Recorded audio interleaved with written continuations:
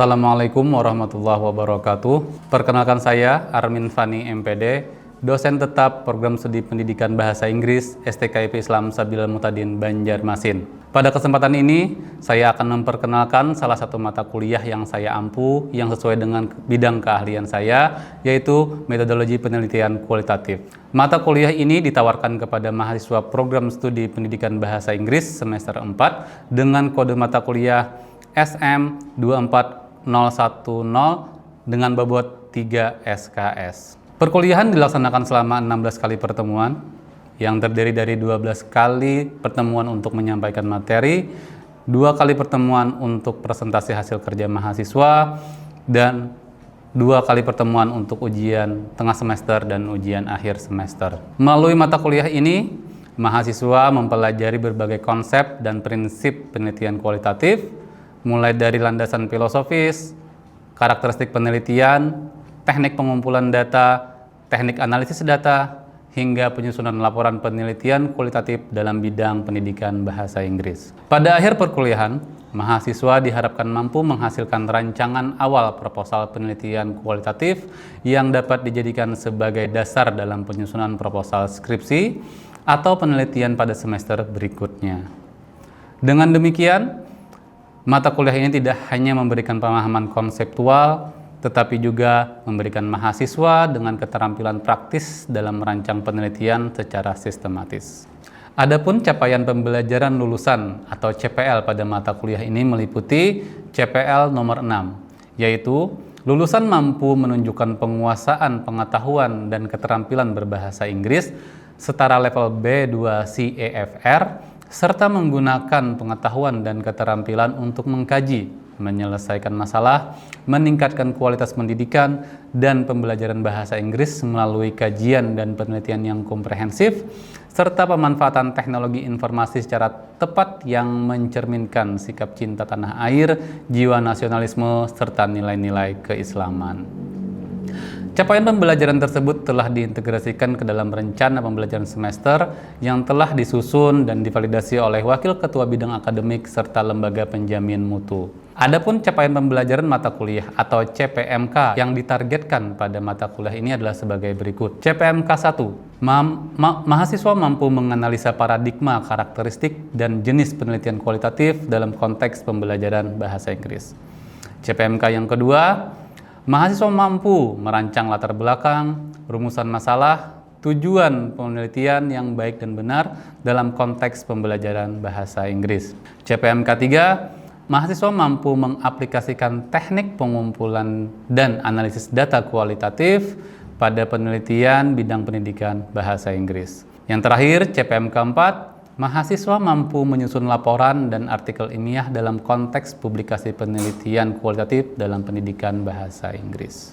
Pelaksanaan pembelajaran pada mata kuliah ini mengacu pada 3 komponen utama, yaitu delivery, interaction, dan assessment atau DIA. Pada tahap delivery, saya menyampaikan rencana pembelajaran semester beserta materi perkuliahan sebagai panduan belajar bagi mahasiswa. Penyampaian materi dilakukan secara tatap muka melalui pendekatan yang interaktif dengan memanfaatkan berbagai media pembelajaran seperti presentasi digital, video pembelajaran, Canva, serta kuis interaktif menggunakan Kahoot untuk meningkatkan keterlibatan dan pemahaman mahasiswa. Tahap interaction menekankan terjadinya komunikasi 2 arah antara dosen dan mahasiswa melalui kegiatan diskusi, tanya jawab, studi kasus, kolaborasi kelompok, presentasi, serta refleksi pembelajaran.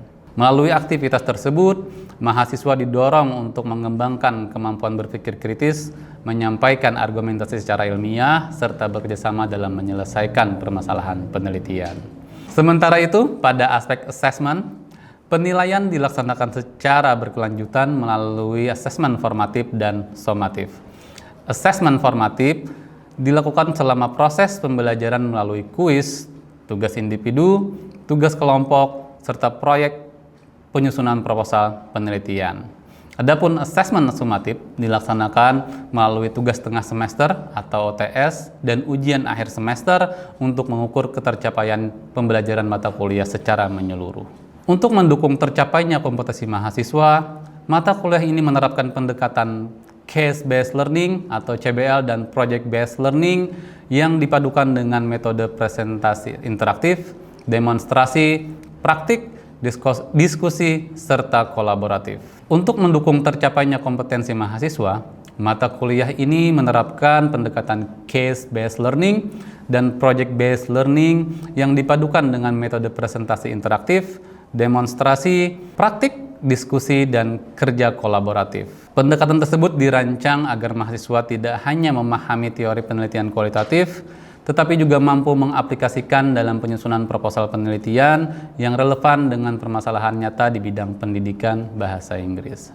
Sebagai sumber belajar, saya menggunakan berbagai referensi yang berasal dari buku-buku karya para pakar ahli penelitian, serta artikel ilmiah terbaru yang dipublikasi pada jurnal nasional dan internasional berreputasi. Pemilihan referensi yang mutakhir bertujuan agar mahasiswa mampu memperoleh wawasan yang sesuai dengan perkembangan ilmu pengetahuan dan mampu mengembangkan penelitian yang berkualitas serta memiliki kontribusi terhadap bidang pendidikan bahasa Inggris. Assalamualaikum warahmatullahi wabarakatuh. Waalaikumsalam warahmatullahi wabarakatuh. Alhamdulillahirrabbilalamin. Allahumma sholli wa sallim ala Sayyidina Muhammad wa ala ali Sayyidina Muhammad. Senang sekali kita bisa bertemu lagi hari ini pada kelas Bapak, yaitu kelas metodologi penelitian kualitatif. Hari ini kita memasuki hari pertemuan yang ke-7. Setelah minggu kemarin kita sudah di pertemuan ke-6 dan kita juga sudah belajar tentang jenis-jenis teknik pengumpulan data dalam penelitian.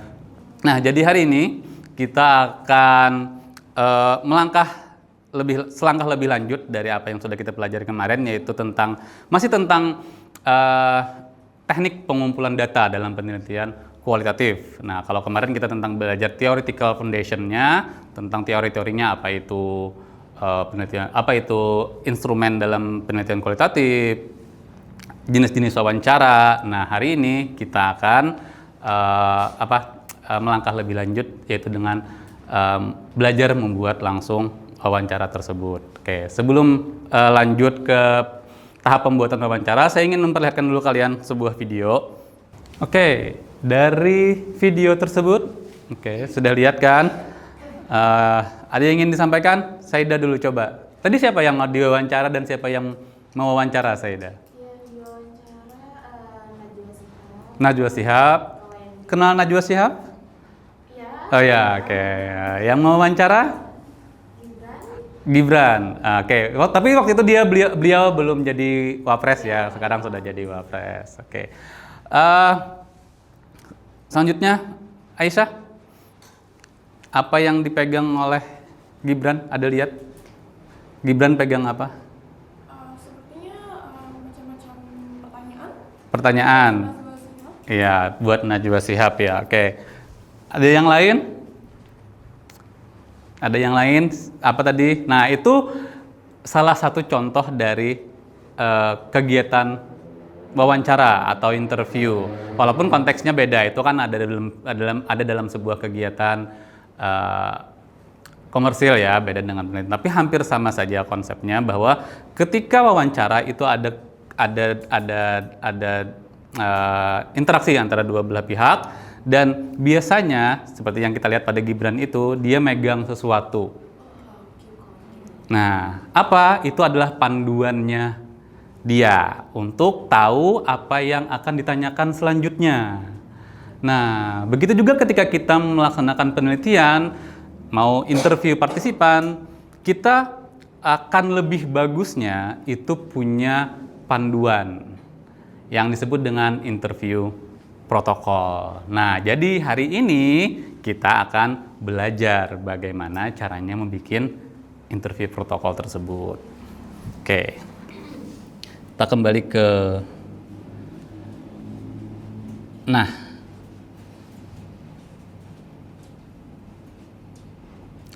ini materi pertemuan kita hari ini, yaitu tentang merancang wawancara kualitatif.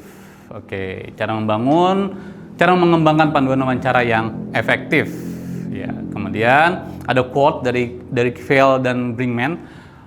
Interview is a purposeful professional conversation designed to produce knowledge. Jadi, dalam konteksnya pendidikan atau penelitian yang disebut dengan interview, ketika kita melakukan penelitian, itu purpose-nya itu adalah to produce knowledge. Jadi untuk menghasilkan sebuah pengetahuan. Oke. Nah, setelah mengikuti perkuliahan ini adalah tujuan perkuliahan kita yang ingin kita capai pada hari ini. Yang pertama adalah prinsip dasar, menjelaskan prinsip dasar wawancara kualitatif menurut para ahli metodologi. Itu sudah kita laksanakan sebelumnya ya, masih ingat teman-teman pasti. Kemudian tujuan yang kedua adalah mengubah tujuan penelitian menjadi indikator wawancara yang terukur dan terstruktur. Nah, nanti kita belajar bagaimana sih merubah contoh sedikit, merubah bagaimana dari tujuan menjadi sebuah wawancara. Kemudian pertanyaan terbuka, menyusun pertanyaan wawancara yang bersifat open-ended. Jadi bukan close-ended, open-ended. Jadi ada open-ended, ada close-ended. Dan mengundang narasi mendalam. Nah, kenapa sih harus narasi mendalam? Nanti kita bahas pada materi setelah ini. Evaluasi kualitas. Nah, mengevaluasi kualitas pertanyaan wawancara yang menggunakan kriteria yang jelas dan sistematis. Nah, nanti ada sesi peer assessment. Nah, nanti setelah kita grup dan setelah ini. Oke. Sebelum lanjut ke materi, saya ingin kalian mengerjakan assessment sebentar, Kahoot. Nah, silahkan diakses kahoot.it, kemudian masukkan PIN yang sudah ada tersebut.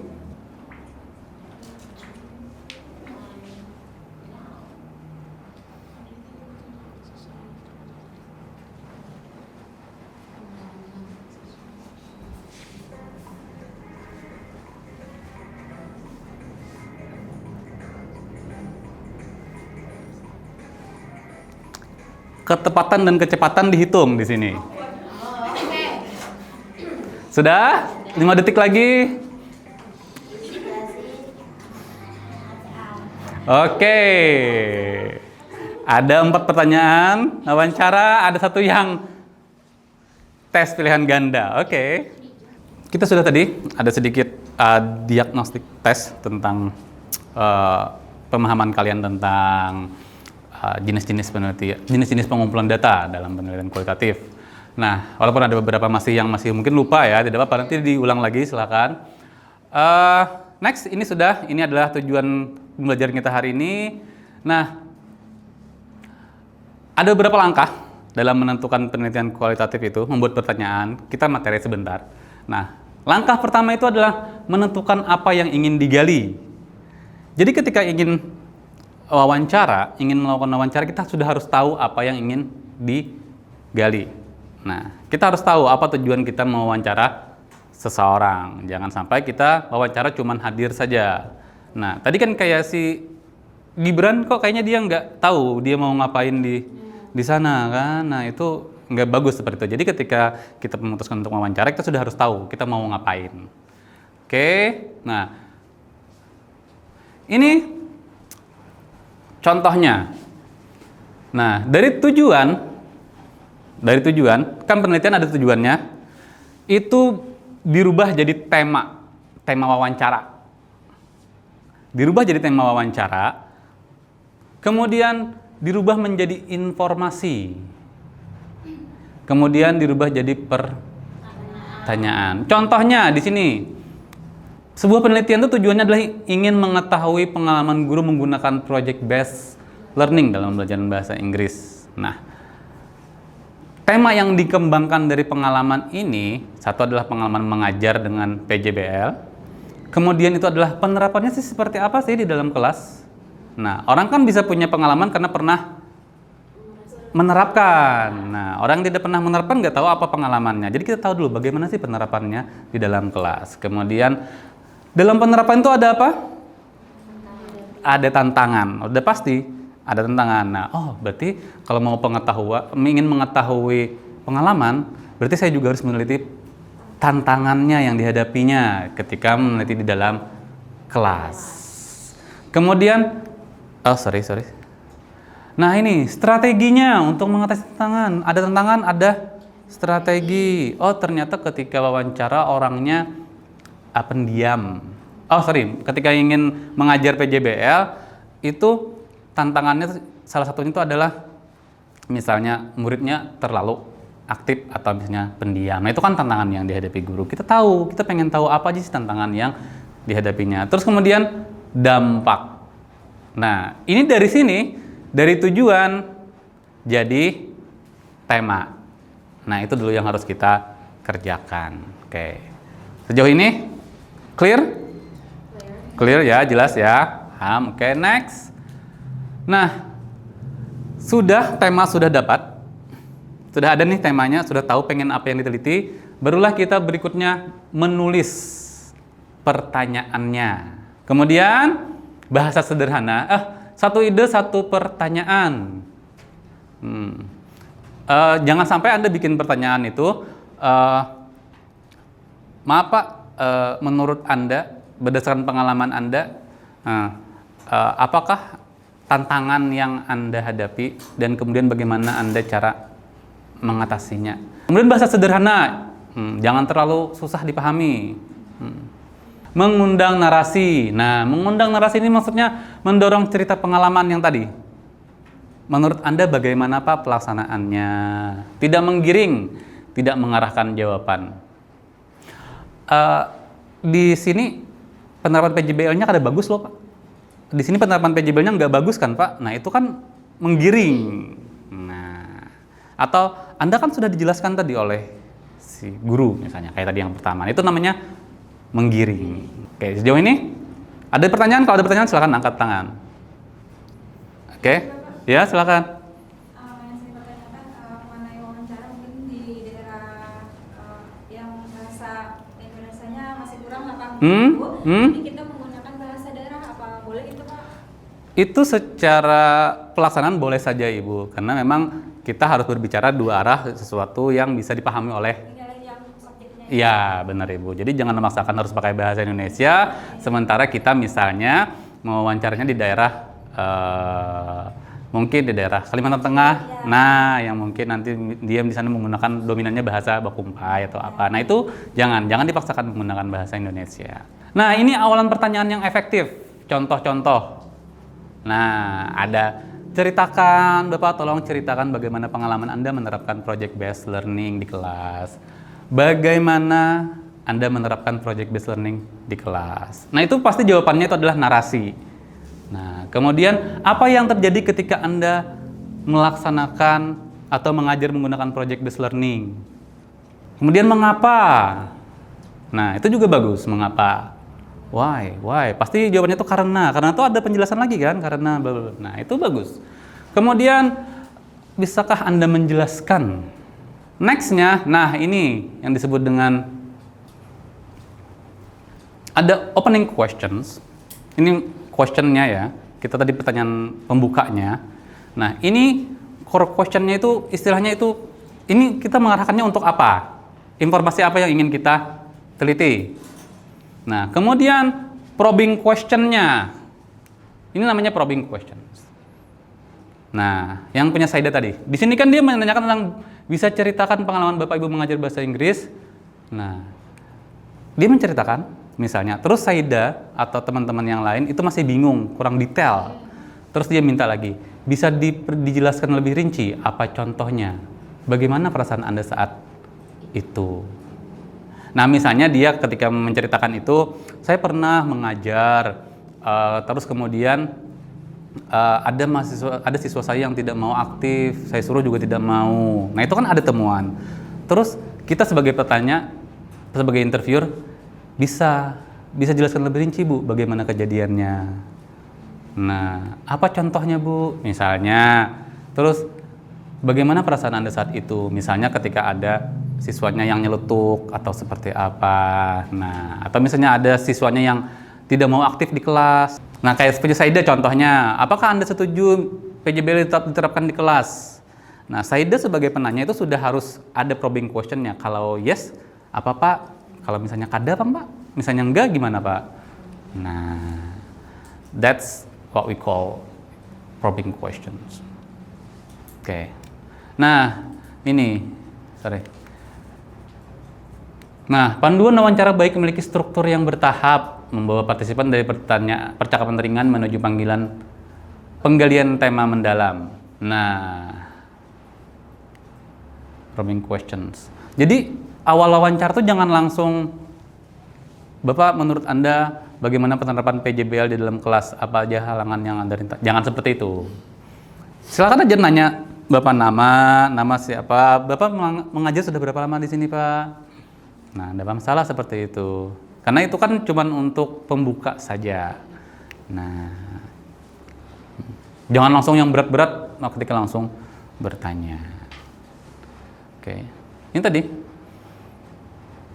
percakapan ringan. Oke. Clear? Oke. Nah, ini pesan penting. Ini materi terakhir. Nah, apakah setiap pertanyaan sesuai dengan tujuan penelitian? Nah, itu harus kita cek sebelum kita ke lapangan membawa interview protokol kita. Apakah semua pertanyaan bersifat open-ended? Apakah sudah open-ended? Nah, bagusnya itu emang open-ended sudah. Nah, apakah tidak ada pertanyaan ganda? Jangan sampai satu tema ditanyakan 2 kali. Kan nggak bagus tuh, sia-sia maksudnya. Tapi kalau probing question boleh. Kemudian apakah tidak mengarahkan jawaban? Apakah urutan pertanyaan sudah logis? Apakah tersedia probing questions? Nah, ini formula praktisnya. Nah, nanti kalau mau bikin interview harus ini. Tahu dulu research objektifnya apa? Tujuan penelitian kita tuh apa? Baru dibikin temanya. Tadi kan pengalaman tuh yang bisa diturunkan dari pengalaman itu apa aja? Halangan, rintangan, macam-macam kan tadi di awal. Nah, kemudian informasi yang dibutuhkan apa? Kemudian main question-nya apa? Kemudian probing question-nya perlu atau tidak? Nah, kemudian barulah jadi interview guide yang selalu dicari-cari oleh para penguji. Mana interview guide-nya? Nah, itu kan pasti ditanya nanti, interview guide-nya ada atau enggak? Nah, itu cara bikinnya. Oke, nah, pesan penting, pedoman wawancara bukan daftar pertanyaan yang harus dibaca secara kaku. Ingat ya. Nah, dalam penelitian kualitatif, pedoman berfungsi sebagai panduan fleksibel sehingga pewawancara dapat mengikuti alur percakapan sambil tetap fokus pada tujuan penelitian. Nah, itu yang sudah kita bahas kemarin kan, bahwa wawancara itu ada 3, ada terstruktur, ada semi terstruktur, ada yang tidak terstruktur. Nah, ini biasanya digunakan pada yang tahapan tidak semi terstruktur. Ada panduan tapi masih bisa berubah. Oke. Clear sejauh ini? Jelas ya? Nah, kalau jelas, setelah ini saya akan bagi ke 2 kelompok, yang di sini sama di sini. Silakan berhadap-hadapan. Membulat kelompok. Oke. Nah, ini adalah case base-nya. Saya akan memberikan kalian sebuah kasus. Sama aja di sana. Ini cuma saya tampilkan saja. Nah, ada sebuah kasus. Mengapa project based learning belum berjalan optimal? SMA Harapan Bangsa telah menerapkan project based learning pada mata pelajaran bahasa Inggris selama 1 tahun terakhir. Kepala sekolah berharap modul pembelajaran ini mampu meningkatkan kemampuan komunikasi bahasa Inggris, kolaborasi, dan kreativitas siswa. Namun, hasil evaluasi sekolah menunjukkan bahwa implementasi PJBL belum berjalan sesuai harapan. Sebagian guru masih menggunakan metode ceramah, proyek yang diberikan cenderung sederhana, dan keterlibatan siswa sangat bervariasi. Beberapa guru mengaku mengalami kesulitan dalam merancang proyek, mengelola waktu pembelajaran, serta melakukan penilaian terhadap hasil proyek. Di sisi lain, terdapat beberapa guru yang justru berhasil menerapkan PJBL dengan baik, memperoleh respon positif dari siswa. Nah, ini yang paling penting. Tim peneliti ingin memahami pengalaman guru bahasa Inggris dalam menerapkan project based learning, termasuk faktor-faktor yang mendukung maupun menghambat keberhasilannya. Oke. Pertanyaan penelitiannya ada 4, silakan baca di sana. Tugas mahasiswa. Nah, berdasarkan studi kasus tersebut, setiap kelompok diminta menyusun interview guide yang siap digunakan dalam penelitian. Panduannya apa, tujuan penelitiannya? Yang di atas tadi. Oke? Bisa? Paham? Paham? Nah, nanti itu situ ada dijelaskan bahwa kalian harus membuat sekitar 8 pertanyaan. 8 pertanyaan, kan ada 4 tema. Satu tema itu 2 pertanyaan inti, 2 pertanyaan probing. Berarti satu pertanyaan inti, 1 pertanyaan probing. Ya, 1 pertanyaan inti, 1 pertanyaan probingnya. Oke. Nah, silakan, nanti saya beri waktu sekitar 15 menit cukup kayaknya. Ya, 10 menit. 10 atau 15 menit. Sudah, oke. Nah, sekarang saya tukar. Kalian silahkan lihat hasil kerja teman kalian. Kasih masukan apa yang sudah teman kalian kerjakan. Silahkan beri masukan. Ya, dikasih catatan buat teman-teman kelompok sebelahnya. Nah, oke. Sudah kalian revisi berdasarkan saran dari kelompok sebelah? Sudah, oke, good. Nah, siapa yang mau mempresentasikan hasil kerjanya? Oke, dari kelompok B, silakan Aisyah untuk mempresentasikan hasil kerjanya. Ya, tepuk tangan dong. Tepuk tangan. Ya, saya perwakilan dari kelompok B izin untuk menyampaikan hasil dari kerja kelompok kami tadi. Jadi dalam membuat interview guide ini kami membuat 4 tema, yaitu pengalaman guru dalam menerapkan PJBL, yang kedua tantangan dalam mengimplementasikan PJBL, yang ketiga strategi mengatasi tantangan, dan yang keempat pandangan guru terhadap dampak PJBL. Untuk tema pertama, pertanyaan utamanya, dapatkah Bapak atau Ibu menceritakan pengalaman menerapkan PJBL dalam pembelajaran bahasa Inggris? Untuk probing questionnya, proyek seperti apa yang pernah dilakukan siswa? Lalu tema kedua, dapatkah Bapak atau Ibu memberikan contoh tantangan apa saja yang Bapak atau Ibu hadapi ketika menerapkan PJBL? Probing questionnya, tantangan apa yang paling sering muncul selama pembelajaran? Setelah itu ada tema ketiga, pertanyaan utamanya, strategi apa yang Bapak atau Ibu gunakan untuk mengatasi tantangan dalam pelaksanaan PJBL? Probing questionnya, bagaimana Bapak atau Ibu menyesuaikan pembelajaran ketika terjadi kendala? Lalu yang terakhir, untuk tema keempat, pertanyaan utamanya, menurut Bapak atau Ibu, bagaimana dampak PJBL terhadap kemampuan belajar siswa? Dan terakhir, probing questionnya, dapatkah Bapak atau Ibu menjelaskan perubahan yang terjadi pada kemampuan komunikasi bahasa Inggris siswa? Sekian, terima kasih. Oke, tepuk tangan. Nah, itu tadi salah satu hasil kerja dari kelompok kita hari ini tentang bagaimana cara membuat interview pertanyaan wawancara, interview questions. Nah, berarti kita sudah sampai di akhir pembelajaran. Sebelum kita menutup pembelajaran hari ini, saya minta salah satu dari kalian untuk mereview ulang apa yang sudah kita pelajari hari ini. Mungkin bisa dari Saida mungkin?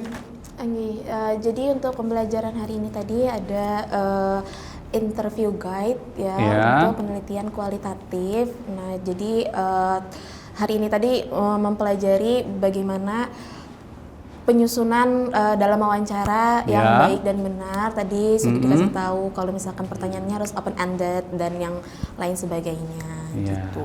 Ya, benar. Terima kasih Saida. Ya. Jadi teman-teman harap diingat kembali bagaimana cara untuk membuat pertanyaan penelitian yang baik dan benar. Bagaimana menurunkan dari pertanyaan penelitian menjadi sebuah pertanyaan saat interview. Nah, tadi sudah ada langkahnya kita bahas. Oke, sejauh ini paham? Paham. Oke, paham. Terima kasih. Saya tutup pembelajaran kita hari ini dan mengucapkan alhamdulillahirrabbilalamin. Assalamualaikum warahmatullahi wabarakatuh. Waalaikumsalam warahmatullahi wabarakatuh.